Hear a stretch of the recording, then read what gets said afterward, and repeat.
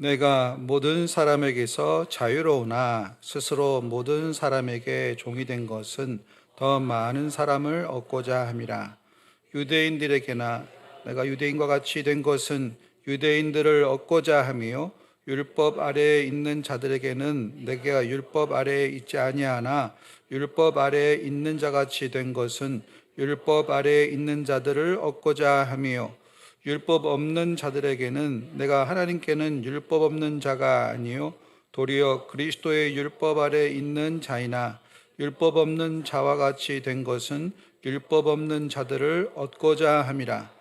약한 자들에게 내가 약한 자와 같이 된 것은 약한 자들을 얻고자 함이요 내가 여러 사람에게 여러 모습이 된 것은 아무쪼록 몇 사람이라도 구원하고자 함이니 내가 복음을 위하여 모든 것을 행함은 복음에 참여하고자 함이라.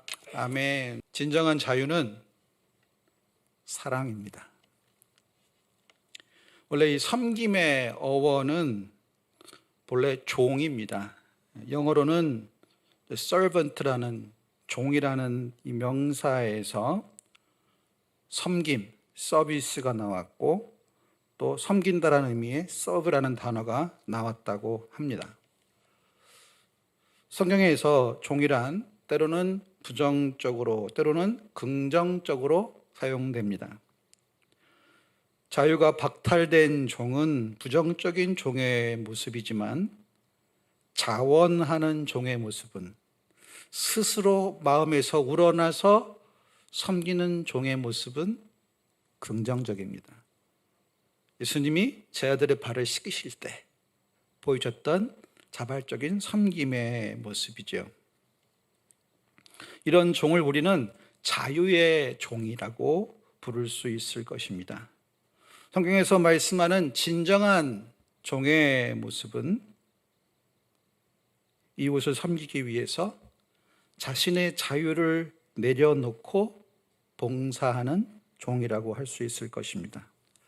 세계적으로 인간의 자유를 가장 시청각적으로 잘 보여주는 최대의 상징물이 있다면 1886년 10월 28일 미국 독립 100주년을 기념해서 뉴욕 리버티 섬에 세워진 자유의 여신상일 것입니다. 이 여신상은 본래 프랑스의 조각가인 바르톨드라는 사람에 의해서 무려 21년간, 몇 년이요? 21년간 작업에 의해 지어진 것인데요. 여신상의 모습을 보시면 미녀에 가깝습니까? 어머니에 가깝습니까? 왼쪽 사진에 보면은 이 자유여신상의 원래 모델이신 바르톨디의 어머니가 기념 촬영을 하신 모습이 나오죠. 바르톨디가 자기 어머니를 모델로 삼았다고 합니다. 되게 여신이라 그러면 뭐 미의 여신 아프로디테나 비너스나 이렇게 묻어있을 것 같은데 바르톨디는 자유를 묵상할 때에 자신의 어머니가 떠올랐다고 평론가들은 얘기하고 있습니다. 한 저널리스트는 진정한 자유는 방종이 아닌 어머니의 책임감과 같은 깊은 애정과 땀 흘리는 섬김에서 나오는 것임을 바르톨디가 말하고 싶어한 것이라고 해석한 이가 있습니다. 영어로 Freedom is not free. 자유는 공짜가 아니다. 그런 말도 있죠. 누군가 사랑의 수고와 땀 흘리는 애씀을 통해서 섬김을 통해서 자유의 대가를 지불했다는 거죠. 그래서 바르톨디는 자유의 여신상의 모델을 미의 여신이 아니라 어머니에게서 찾아왔던 것으로 보입니다. 성경적으로 보면 진정한 자유는 사랑하며 섬기는 자유라고 말씀할 수 있습니다. 이것은 사도 바울이 갈라디아 5장 13절에서 가르친 말씀과 일치합니다. 형제들아, 너희가 자유를 위하여 부르심을 입었으나 그 자유로 육체의 기회를 삼지 말고 오직 사랑으로 서로 종노릇하라. 육체의 기회라는 것은 자유를 오해한 사람들이 갈라디아 교회에 있었기 때문입니다. 죄인의 자유는 뭘까요? 마음대로 죄 짓는 것일 수 있어요. 제가 서울의 보라매 병원의 복지병동에서 행렬병자들에게 선교를 한 기간이 있었는데, 거기 가보면 술과 도박, 마약 때문에 자기 마음대로 하는 것이 자유인 줄 알고 오해하신 분들이 거치는 과정이 있어요. 집을 나옵니다. 행렬병자가 됩니다. 병을 안고 보훈병원 복지병동에 들어가서 이름을 밝히지 못하고 불쌍남이라는 이름으로 혼자 죽어갑니다. 왜냐하면 이름을 밝히면 가족들에게 알려질까 봐 고독한 죽음을 맞이하는 모습을 지켜봤어요. 기도하면서 복음 전할 때 자유를 육체의 기회로, 범죄의 기회로 삼았던 사람들의 고독한 죽음의 모습을 보았습니다. 자유를 오해하시면 고독사할 수 있어요. 성경이 주는 자유는 육체의 기회가 아닙니다. 죄 지을 수 있는 자유가 아닙니다. 죄로부터의 자유, 죄 용서받는 자유, 이기심으로부터의 자유, 섬길 수 있는 자유라고 성경은 말씀하고 있습니다. 죄로부터 자유한 사람만 섬길 수 있는 자유가 있어요. 오늘 본문의 구조를 좀 보여드릴게요. 세 가지 메시지로 볼 수 있는데, 첫 번째는 자유는 무익한 속박에서 오타났습니다. 죄송합니다. 속박에서 해방됨. 두 번째는 자유는 유익한 속박으로 들어감. 감사합니다. 세 번째는 자유는 사랑하며 섬기는 삶이다. 첫 번째, 우리가 자유를 오해하고 있는 부분에 대해서 그것은 자유가 아니라고 말하고 있고, 진정한 자유는 무엇인가, 그리고 진정한 자유를 누리는 삶은 어떠한가, 이 세 가지로 설명한다고 볼 수가 있습니다. 첫 번째 메시지는 뭡니까? 자유는 무익한 속박에서 해방되는 것입니다. 사도 바울은 고린도전서에서 자신을 예로 들어 참된 섬김의 삶을 가르칩니다. 노예는 어쩔 수 없어서 섬깁니다. 그러나 자유인은 스스로 우러나서 섬깁니다. 때로 우리의 봉사가 피상적이고 감동적이지 못한 때는 어떤 때입니까? 우리가 우러나서가 아니라 노예로서 섬길 때가 있기 때문입니다. 우리가 그리스도 안에서 자유로운 사람인 것을, 죄로부터 해방되어 섬길 수 있는 자유인임을 기억해야 합니다. 그래서 본문 19절에서 바울은 내가 모든 사람에게서 자유로우나, 사람들의 평가와 사람들의 인정과 인기에서 내가 자유롭다, 다른 사람의 인정을 받고자 하는 몸부림으로부터 자유롭다 라고 고백하고 있습니다.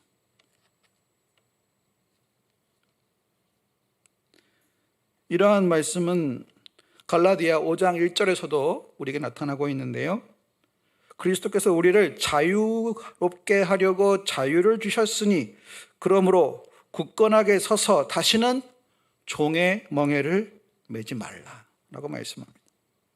우리가 예수님을 만났을 때 우리에게 제일 먼저 주어지는 선물이 바로 죄 용서의 자유, 죄로부터의 자유, 죄 용서를 받은 은혜로 인해서 더 이상 죄악된 삶에 매이지 않는 죄로부터의 자유예요. 놀라운 은혜를 깨닫고 그 은혜를 누리며 용서받은 기쁨으로 인해 더 이상 죄의 노예가 되지 않는 하나님의 자녀로서의 자유, 그 자유가 있음을 말씀하고 있습니다. 이 자유는 죄책으로부터의 자유요, 형벌로부터의 자유요, 우리를 압박하는 모든 관계로부터의 자유입니다. 가늠하다 현장에서 잡혀온 여인을 향해 사람들이 돌을 들고 그녀를 치려할 때 그 군중들을 향해서 너희 중에 죄 없는 자가 먼저 치라 말씀하시고 다 그들이 떠난 다음에 예수님이 여인에게 하신 말씀, 나도 너를 정죄하지 아니하노니 다시는 죄를 범하지 말라. 죽어마땅한 죄인이지만 예수님의 보혈로 그 죄값이 치루어질 것이기에 정죄하지 않으시고 용서하시고 죄악된 삶에서 벗어날 것을 말씀하시는 주님의 은혜, 그 놀라운 자유의 경험.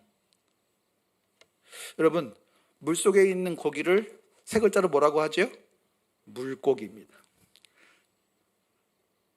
근데 물고기는 물속에 있어야 숨을 쉴 수 있어요.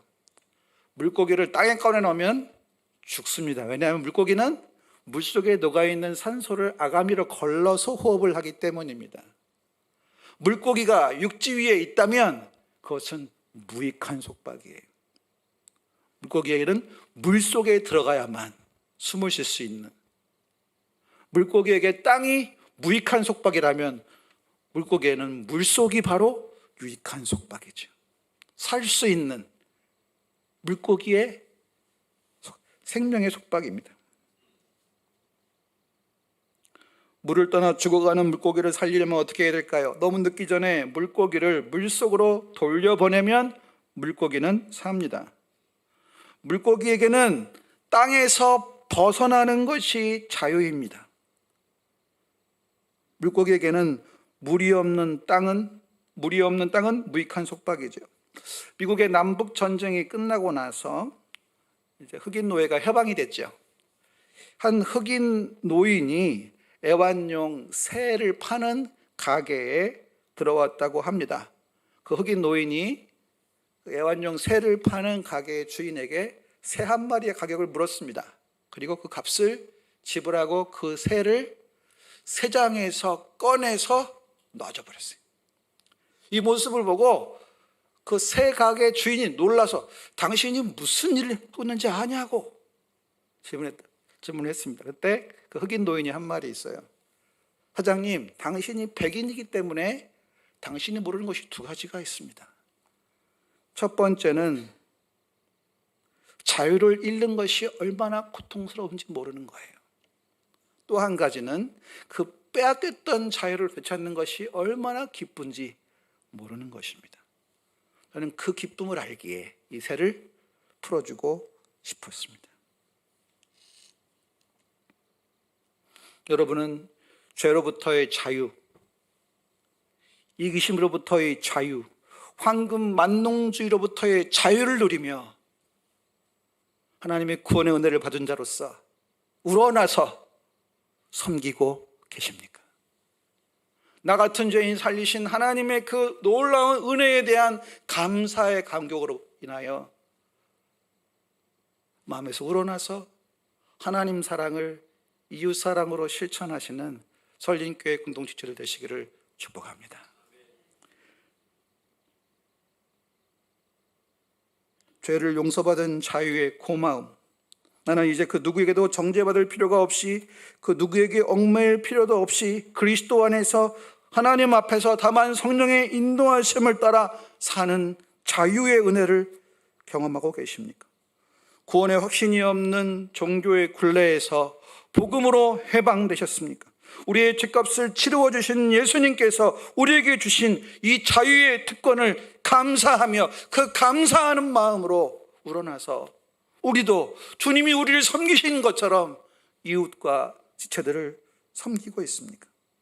그러한 자유와 감사의 마음으로 진정한 섬김을 시작할 자리에 서시게 되시기를 바랍니다.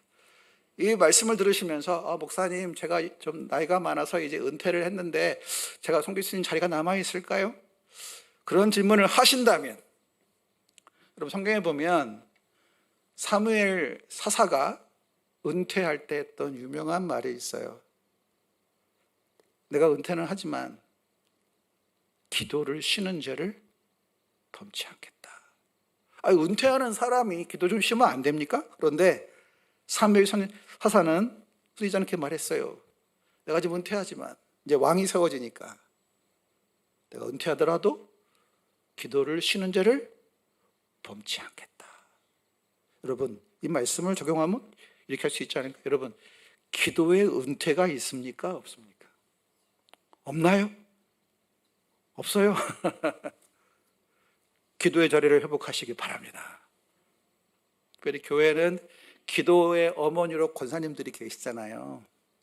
가정의 어머니가 기도해야 가정의 기도의 불길이 타오를 때 기도의 응답이 가정의 평화로 임하고 가족들의 삶의 현장에서 열매로 임하잖아요.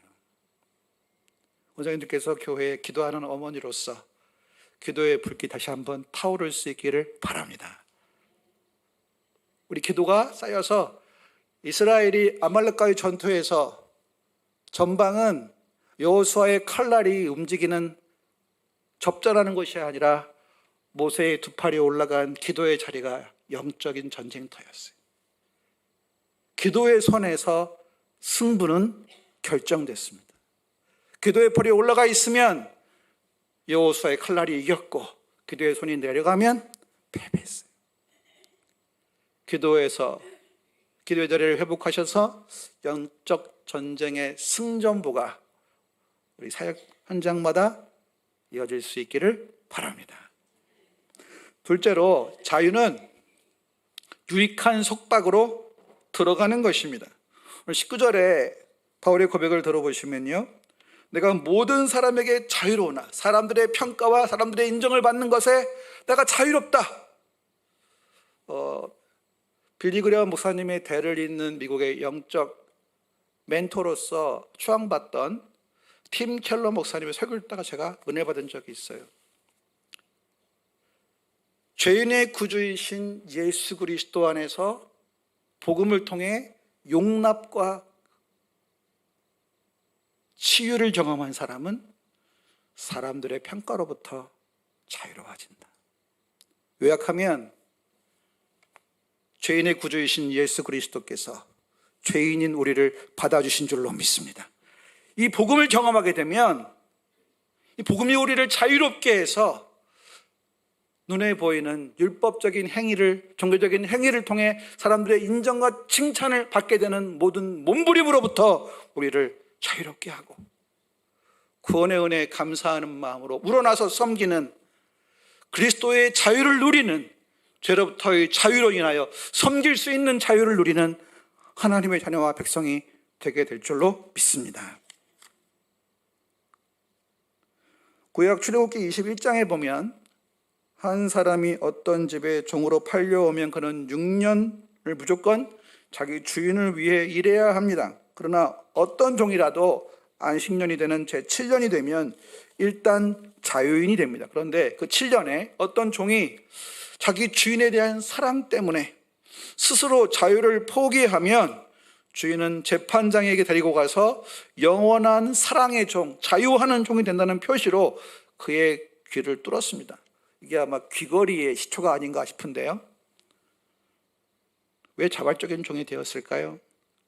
사랑에 관계없이 자기 마음대로 사는 것보다 자신을 사랑해주는 주인의 종으로 사는 것이 더 유익함을 깨달았기 때문이 아니겠습니까? 그때부터 주인은 그를 사실상 종이 아니라 자기 자식처럼 대우하게 되는 것입니다. 이런 경우 그는 자유한 종, 자발적인 종이 되는 것입니다. 물고기는 땅이 아니라 물로 돌아가야 합니다. 기차는 도로가 아니라 레일 위에서 자유합니다. 기차가 레일을 벗어나면 탈선이라고 합니다. 기차가 아무리 강력한 힘을 갖고 있다 하더라도 레일을 벗어나는 그 순간 아무 데도 못 갑니다.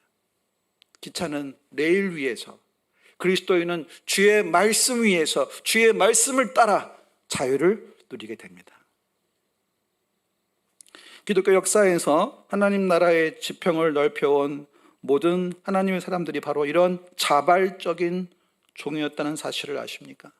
선교 역사를 공부해 보면 가장 이해가 안 되는 지역이 바로 이 한반도예요. 전 세계 지도에 이름도 없는 일본 옆에 이름도 없는 조용한 은둔의 나라에 왜 그렇게 전 세계에서 가장 탁월한 믿음의 사람들이 몰려왔을까? 하나님이 보내신 거예요. 자유하는 종으로서 복음의 땅끝을 향해 나아가고자 했던 믿음의 선배들이 이 땅에 와서 순교하고 아내를 묻고 자식들을 묻고, 그 친구가 바로 양화진 선교사 묘지에 있는 큰 비석, 작은 비석들. 작은 비석들은 선교사 자녀들의 무덤이에요. 왜 그랬을까요? 그들은 구원의 은혜, 복음의 감격을 가지고 그들의 땅끝을 향해 이름 없는 이 땅에 와서 자신의 삶을 기꺼이 드렸던 것입니다. 몽골 선교사인 이용규 선교사님의 내려놓음이라는 책이 있는데, 이분이 내려놓는 걸로 은혜를 많이 받아서 더 쓴 책이 뭐죠? 더 내려놓음으로 썼어요. 내려놓는 삶의 그 부요함, 하나님을 위해 비워드렸을 때 채워주는 그 삶의 부요함을 경험했기 때문에 내려놓고 비울수록 채우시고 이끄시는 하나님에 대한 은혜의 고백이 있는 거죠. 이번에 책에 보면은 이런 얘기가 나옵니다. 그의 아들 동현이와 함께, 동현이가 2살 때 함께 장난감 가게에 간 일이 있는데, 그 동현이가 자기가 좋아하는 장난감을 두 손에 움켜쥐고 가게에서 그냥 나오려고 했대요. 그 장난감을 가지려면 어떻게 되죠? 먼저 계산대에 내려놓아야 합니다. 내려놓아야 가질 수 있죠. 하나님 앞에서 하나님이 이끄시는 풍성한 삶을 누리기 위해서 먼저 해야 할 것이 뭐죠? 내 주장, 내 고집, 내 계획을 내려놓고 하나님의 인도하심을 받는 내려놓음의 훈련이라고 이야기하고 있습니다. 이용규 선교사님은 지금 자카르타 국제대학을 설립하고 선교의 베이스로 삼고 있고, 또 하나님이 언제든 가라 하시면 갈 준비를 하고 있다고 고백합니다. 내려놓고 비우고 하나님의 인도하심 받는 삶의 부요함을 경험하고 있는 것이죠. 셋째로, 결론은 무엇입니까? 자유는 사랑하며 섬기는 것입니다. 진정한 자유는 뭐라고요? 사랑입니다. 19절을 다시 한번 읽어볼까요? 읽어보겠습니다. 시작. 내가 모든 사람에게서 자유로우나 스스로 모든 사람에게 종이 된 것은 더 많은 사람을 얻고자 함이라. 아멘. 종이 된 이유가 뭐라고요? 맞습니다. 더 많은 사람을 얻기 위해서라고 말합니다. 다시 말하면 더 많은 사람을 구원하기 위해서라고 말합니다. 여기 모든 그리스도인의 종된 삶, 즉 섬김의 명료한 한 초점을 볼 수 있어요. 그것은 우리의 섬김은 우리 이웃들의 영혼을 구원하기 위한 것입니다. 그래서 20절에 보면 사도 바울은 율법 아래에 있지 아니하나 율법 아래에 있는 자들을 구원하기 위해 자신을 기꺼이 율법 아래 두겠다고 말씀합니다. 22절에 보면 약한 자들을 구원하기 위해 그는 기꺼이 자신을 약한 자의 자리에 던지겠다고 합니다. 우리 22절 같이 읽어볼까요? 시작. 약한 자들에게 내가 약한 자와 같이 된 것은 약한 자들을 얻고자 하며, 내가 여러 사람들에게 여러 모습이 된 것은 아무쪼록 몇 사람이라도 구원하고자 함이니. 나를 비우는 이유가 뭐라고요? 그들을 구원하기 위해서. 눈높이를 맞추는 것이죠. 물이 물고기를 자유롭게 하듯이 우리가 스스로를 거기에다 가둘 때 우리를 자유롭게 만드는 환경은 무엇일까요? 그것은 바로 사랑입니다. 사랑이 하기 때문에 섬기는 것입니다. 사랑이란 낮은 수준의 자유를 빼앗아 가지만 동시에 높은 수준의 자유를 돌려줍니다. 자기 마음대로 사는 방종이 아니라 자기 마음에서 우러나는 사랑의 속박 속에 살아가는 삶은 우리를 자유롭게 하고 강하게 합니다. 그래서 어머니는 여자보다 강하고 아버지는 남자보다 강합니다. 사랑하기 때문에, 사랑으로 섬기기 때문에 그 힘들고 모진 인생의 풍파를 하나님 앞에 기도하며 가정을 지켜오신 부모님들이 많이 계시죠. 사랑은 처음에는 불편하지만 그 무엇보다 우리를 자유롭게 합니다. 또 바울이 자신의 방법과 자신의 생각, 자신의 스타일까지 버리고 이웃들에게 다가갈 수 있었던 것은 하나님의 사랑을 깨닫고 경험했기 때문입니다. 다른 종교에서 갑을 관계를 볼까요? 다른 종교에서 갑은 신이고 을은 인간입니다. 인간이 신에게 적응해야 돼요. 그런데 복음은 그렇지 않습니다. 예수님이 인간으로 오셔서 인간의 죄를 걸머지셨습니다. 우리와 같이 속박과 고통과 죽음 속으로 걸어 들어오셨어요. 하나님께서 인간에게 적응하신 것입니다. 우리를 구원하시기 위해서. 그렇게 우리를 구원하셨습니다. 하나님의 사랑을 경험한 사도 바울은 성도들을 복음으로 낳았다고, 내가 복음으로 해산하는 수고를 다시 감당한다고, 너희 안에 그리스도의 형상이 새겨지기까지 내가 복음으로 해산하는 수고를 마다하지 않겠다고 고백합니다. 미국에 필립 브룩스라는 설교자가 있는데요, 그분 돌아가셨을 것 같은데, 그에게는 유명한 무신론자 친구가 있었어요. 로버트 잉거솔이라는 유명한 설교자의 친구가 유명한 무신론자예요. 이 필립 브룩스 설교자가 무신론자인 로버트 잉거솔을 전도하기 위해서 평생 노력했습니다. 그래서 이 친구를 만나기 위해서 자기의 계획과 시간을 자꾸 바꿔서 맞추려고 했는데 계속 버티는 거예요. 하도 이 무신론자 친구를 전도하기 위해 자신의 삶을 비우는 모습을 보고 주변 사람들이 만류했습니다. 그렇게까지 할 필요가 있을까요? 필립 브룩스 목사님은 말씀하셨어요. 내가 그를 참으로 사랑하고 그를 천국으로 인도하기 원한다면 내 시간표가 아닌 그의 시간표를 따라야 하지 않겠습니까? 그럼에도 불구하고 필립 브룩스 목사님의 임종의 시간이 다가왔을 때까지 로버트 잉거솔은 계속해서 거부했습니다. 필립 브룩스 목사님이 임종을 앞두고 있을 때 그의 심신의 안정을 위해서 면회 사절이라는 상황이 왔어요. 그런데 이 필립 브룩스 목사님께 말씀합니다. 다른 사람은 다 면회를 사절하지만 로버트 잉거솔 내 친구, 그 친구가 오면 면회를 허락해 주십시오. 이 소식을 듣고 연락이 가서 무신론자 친구가 로버트 잉거솔이 임종을 앞둔 설교자 필립 브룩스 목사님을 찾아왔습니다. 그렇게 질문합니다. 왜 나에게만 자네가 예외로 하고 만나주느냐고 질문했을 때 브룩스 목사님은 이렇게 말씀합니다. 다른 친구들이야 다시 천국에서 만날 수 있겠지만 자네에게는 그런 보장이 없지 않는가 라고 말합니다. 이것이야말로 한 영혼의 구원을 위한 섬김의 모습이 아닐까요? 오늘 결론 말씀인데요, 고린도전서 9장 23절 같이 읽어볼까요? 시작. 내가 복음을 위하여 모든 것을 행함은 복음에 참여하고자 함이라. 아멘. 그대로 띄워주시겠습니까? 사도 바울이 이렇게 자기를 비워 우러나서 섬기는 종이 된 것은 뭐라고 표현하죠? 복음을 위하여 모든 것을 행함. 이렇게 하는 이유가 뭐라고요? 복음에 참여하고자 함이라. 이 말씀이 저에게 울림이 되었어요.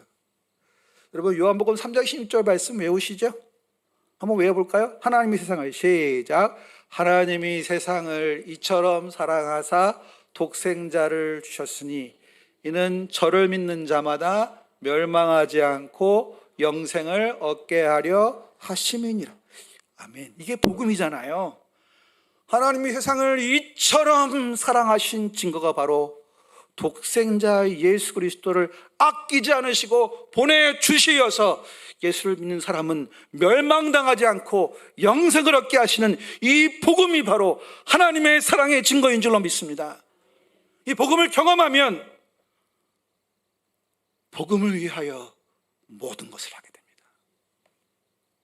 그리고 복음을 위하여 모든 것을 함을 통해 복음에 참여하게 되는 것입니다. 사도 바울이 이것을 경험한 거예요. 역사가 토인비는 이렇게 평가합니다. 사도 바울을 로마로 싣고 갔던 그 배 안에는 유럽의 기독교 문명이 실려 있었다. 복음을 위해 모든 것을 행함으로 복음에 참여한 한 사람을 통해 야만족이었던 지중해 연안의 수많은 사람들이 복음을 듣고 기독교 문명을 꽃피우는 위대한 씨앗이 되었던 것입니다. 새로운 한 주간 달력에 보시면 주일이 일주일의 첫날이에요, 마지막이에요? 첫날이에요. 첫날을 하나님 앞에 예배로 드리는 거예요.